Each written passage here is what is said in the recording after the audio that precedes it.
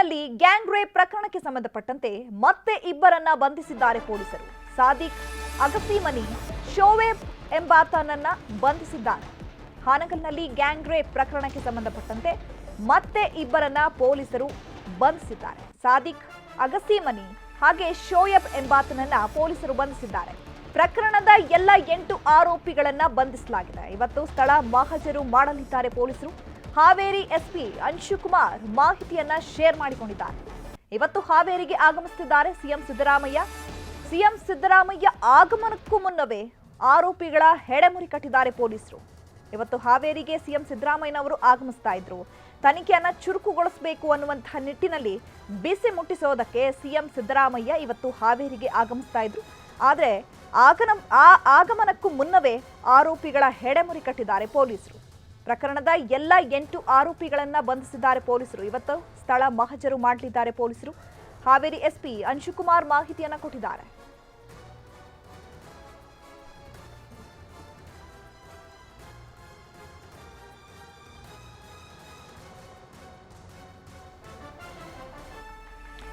ಕೆಲ ಹೊತ್ತಲ್ಲೇ ಹಾವೇರಿಗೆ ಸಿಎಂ ಸಿದ್ದರಾಮಯ್ಯ ಭೇಟಿ ಕೊಡಲಿದ್ದಾರೆ. ಸಿಎಂ ಭೇಟಿಗೆ ಆಗಮಿಸಿರುವ ಸಂತ್ರಸ್ತೆ ಕುಟುಂಬಸ್ಥರು, ರಾಣೆಬೆನ್ನೂರಿನ ಹೆಲಿಪ್ಯಾಡ್ಗೆ ಆಗಮಿಸಿರುವಂತಹ ಕುಟುಂಬಸ್ಥರು ಸಿಎಂ ಸಿದ್ದರಾಮಯ್ಯ ಅವರನ್ನ ಭೇಟಿಯಾಗಬೇಕು ಅನ್ನುವಂತಹ ನಿಟ್ಟಿನಲ್ಲಿ ಸಿಎಂ ಭೇಟಿಗೆ ಆಗಮಿಸಿದ್ದಾರೆ.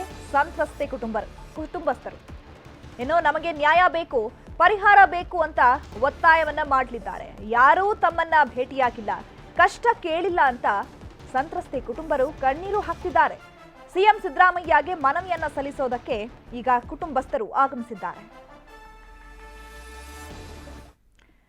ಗ್ಯಾಂಗ್ ರೇಪ್ ಆರೋಪಿಗಳ ರಕ್ಷಣೆಗೆ ಸರ್ಕಾರ ಮುಂದಾಗಿದೆ. ಬಂಧಿತ ಆರೋಪಿಗಳು ಅವರಲ್ಲ ಅಂತ ಸಂತ್ರಸ್ತೆ ಹೇಳಿದ್ದಾರೆ. ಸರ್ಕಾರದ ವಿರುದ್ಧ ಮಾಜಿ ಸಚಿವ ಬಿಸಿ ಪಾಟೀಲ್ ಆಕ್ರೋಶವನ್ನ ವ್ಯಕ್ತಪಡಿಸಿದ್ದಾರೆ.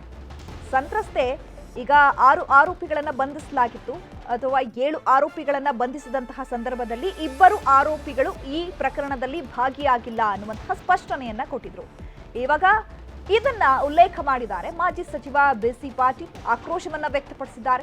ಗ್ಯಾಂಗ್ ರೇಪ್ ಸಂತ್ರಸ್ತೆ ಪರವಾಗಿ ಸರ್ಕಾರ ಇಲ್ಲ, ಸಂತ್ರಸ್ತೆಗೆ ಚಿಕಿತ್ಸೆ ಬದಲು ಆರೋಪಿಗಳಿಗೆ ಚಿಕಿತ್ಸೆ ಕೊಡ್ತಿದ್ದಾರೆ. ಸರ್ಕಾರದ ವಿರುದ್ಧ ಮಾಜಿ ಸಚಿವ ಬಿಸಿ ಪಾಟೀಲ್ ಆಕ್ರೋಶವನ್ನ ವ್ಯಕ್ತಪಡಿಸಿದ್ದಾರೆ.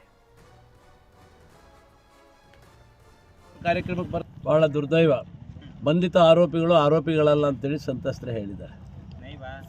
ಇಲ್ಲಿ ಸರ್ಕಾರಕ್ಕೆ ಮತ್ತು ಪೊಲೀಸ್ ಇಲಾಖೆಗೆ ಸಂತ್ರಸ್ತರಿಗೆ ನ್ಯಾಯವನ್ನು ಕೊಡಿಸೋದಕ್ಕಿಂತ ಹೆಚ್ಚಾಗಿ ಆರೋಪಿಗಳ ರಕ್ಷಣೆಯಲ್ಲಿ ತೊಡಗಿಕೊಂಡಿದ್ದು ಬಹಳ ಸ್ಪಷ್ಟವಾಗಿ ಕಾಣ್ತಾ ಇದೆ. ವಿಜೇಂದ್ರ ಅವರು, ಯಡಿಯೂರಪ್ಪನವರು, ಬೊಮ್ಮಾಯಿ ಅವರು ಹಾವೇರಿ ಬಂದಿದ್ದರು. ನಿನ್ನೆ ಅವರು ಸಂತ್ರಸ್ತೆಯನ್ನು ಈ ಸಾಂತ್ವನ ಕೇಂದ್ರದಲ್ಲಿ ಭೇಟಿ ಆಗಬೇಕು ಅನ್ನೋಂಥ ಉದ್ದೇಶ ಇತ್ತು. ಆದರೆ ಅವರು ಭೇಟಿ ಆದರೆ ಮತ್ತೇನೇನಾಗುತ್ತೋ ಅಂಥೇಳಿ ನಿನ್ನೆ ಏಕಾಏಕಿ ಇಲ್ಲಿಂದ ಆ ಸಂತ್ರಸ್ತೆಯನ್ನು ಸಿರ್ಸಿಗೆ ಶಿಫ್ಟ್ ಮಾಡಿದ್ದಾರೆ.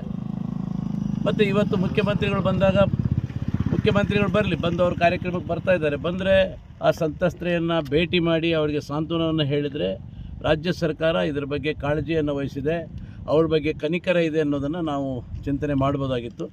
ಮುಖ್ಯಮಂತ್ರಿಗಳು ಬಂದ ತಕ್ಷಣ ಅವ್ರನ್ನ ಇಲ್ಲಿಂದ ಬದಲಾವಣೆ ಮಾಡಬೇಕು ಅಂತ ಹೇಳಿದರೆ ಅಂದರೆ ಸರ್ಕಾರಕ್ಕೆ ಇಚ್ಛೆ ಇಲ್ಲ ಅಂತನೋ, ಸಂತ್ರಸ್ತೆಗೆ ನ್ಯಾಯ ಕೊಡಿಸೋದ್ರಲ್ಲಿ ಇಚ್ಛೆ ಇಲ್ಲ ಅಂತನೋ, ಅಥವಾ ಅವ್ರನ್ನ ಭೇಟಿಯಾಗಲಿಕ್ಕೆ ಇಚ್ಛೆ ಇಲ್ಲ ಅಂತನೋ, ಅಥವಾ ಆರೋಪಿಗಳನ್ನು ರಕ್ಷಣೆ ಮಾಡಬೇಕು ಅನ್ನೋಂಥ ಉದ್ದೇಶ ಇದೆಯಾ ಅಂತೇಳಿ ಅರ್ಥ ಆಗ್ತಾ ಇಲ್ಲ. ಗ್ಯಾಂಗ್ ರೇಪ್ ಆಗಿದೆ, ಭಾಳ ದೊಡ್ಡ ಪ್ರಮಾಣದಲ್ಲಿ 7 ಜನ ರೇಪ್ ಮಾಡಿದ್ರು ಅಂತ ಹೆಣ್ಮಗಳು ಹೇಳಿಕೆಯನ್ನು ಕೊಟ್ಟಿದ್ದಾಳೆ. ಅವಳಿಗೆ ಕೂಡಲೇ ಭೇಟಿ ಮಾಡಿ ಅವಳಿಗೆ ನ್ಯಾಯವನ್ನು ಒದಗಿಸೋದ್ರಲ್ಲಿ ಸರ್ಕಾರ ಮುಂದಾಗಬೇಕಾಯಿತು. ಅಂಥದ್ದು ಅವಳನ್ನು ಕಡೆಗಣಿಸಿ ಆರೋಪಿಗಳನ್ನು ರಕ್ಷಣೆ ಮಾಡೋದ್ರಲ್ಲಿ ಮುಂದಾಗಿದ್ದು ನಾಚಿಕೆಗೇಡಿನ ವಿಷಯ. ಇವತ್ತು ಆ ಹೆಣ್ಮಗಳು ಯಾವ ರೀತಿ ಆ ನೋವನ್ನು ತಡ್ಕೊಂಡು ಬದುಕಿದಾಳೋ ಗೊತ್ತಿಲ್ಲ. ಅವಳಿಗೆ ಚಿಕಿತ್ಸೆಯನ್ನು ಕೂಡಲೇ ಕೊಡಬೇಕು ಮತ್ತು ನ್ಯಾಯ ಒದಗಿಸಬೇಕು ಆರೋಪಿಗಳನ್ನು. ಕನ್ನಡಿಗರ ನೆಚ್ಚಿನ ನ್ಯೂಸ್ 18 ಕನ್ನಡ ಈಗ ವಾಟ್ಸ್ಆಪ್ನಲ್ಲೂ ಲಭ್ಯ.